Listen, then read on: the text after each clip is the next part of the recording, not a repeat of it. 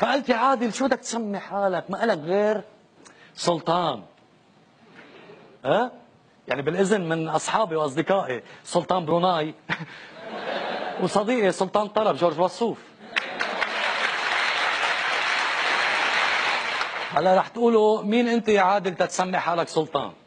ما أنت لبناني شقفة بياع فلافل مثل ما قال جلالة الملكة أحلام. معلش خلينا نكون واضحين. إذا يلي كانت تضيف قهوة صارت ملكة، يعني طبيعي اللي بده يبيع فلافل بيقدر يصير سلطان.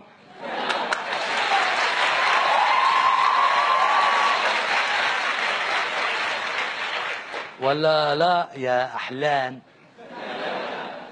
الأسبوع الماضي حكينا بهيدا حكي عن الحلوميين، فغضبت ملكتهم وقررت تهين الشعب اللبناني.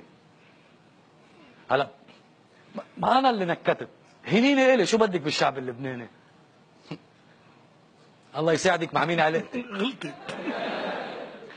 لكن أنا ما رح رد بقالب حلوم هالمرة، رح أحكيكي بلغة أنت بتفهميها. أولا قبل ما تيجي على لبنان يا ملكة كنت هيك.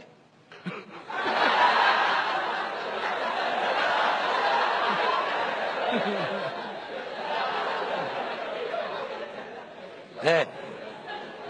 هلا من بعد ما نحن اللبنانيين نفضناكي وحددناكي وعملنا لك زنار بويا صرتي هيك.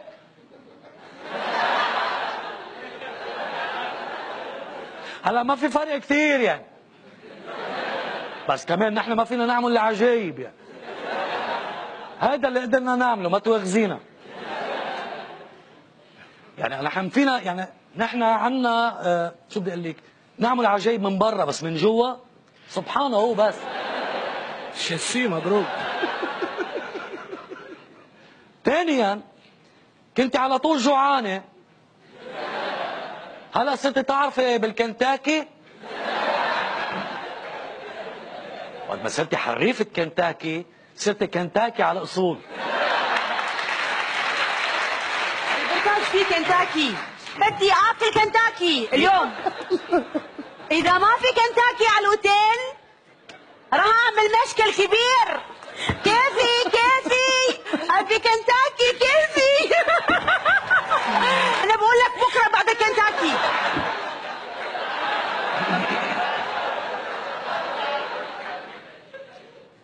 ثالثا كان ذوقك بالموضة عدم شرعي.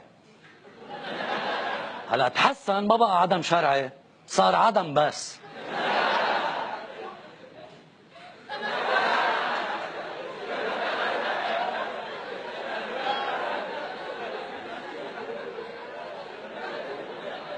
شو هيدا؟ بيوتي اند ذا بيست.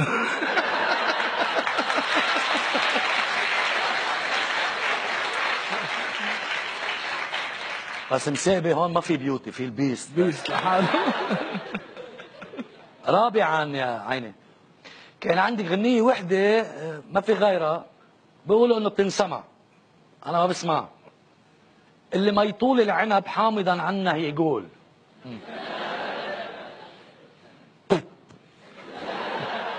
حلو.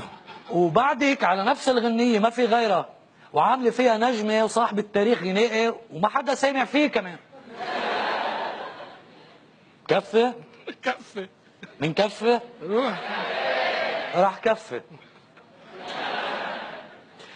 عم تعاير لبنان بالزبالة يا كنتاكي؟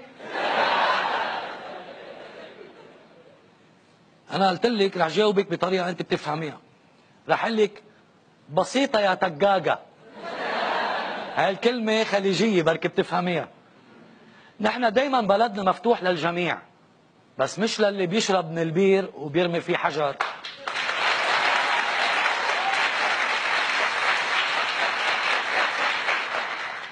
شوفي يا كنتاكي يا تجاجة، اسمعي منيح اللي بدي اقول لك اياه.